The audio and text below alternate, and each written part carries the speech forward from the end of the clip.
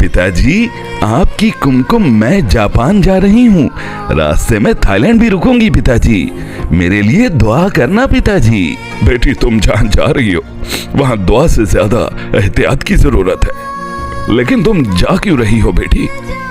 पिताजी, आपके छोटे भाई और मेरे चाचू मेंटल केस कहते थे वहां से पूं पूं की आवाज आती है, तो उन्होंने तरक्की की। मैंने भी वो पूं पूं की आवाज सुननी है पिताजी। लेजेंडरी पोएट मुश्ताक मनहूस नंदनी की जापान यात्रा पे कहते हैं, हो मैं निकली ग्लास लेके, सफदरा भी जिद कर रहा था जाने की, पर मैं शोरा उथे ही छोड़ आई।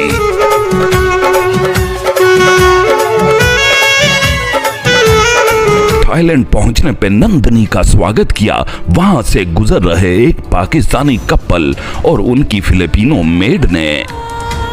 थाईलैंड का कोई ऑफिशियल एयरपोर्ट पे नंदनी के स्वागत को नहीं आया। क्या इस बेइज्जती पे नंदनी वहां भी डाले भिजवा के थाईलैंड के ऑफिशियल्स को उठवा पाएगी?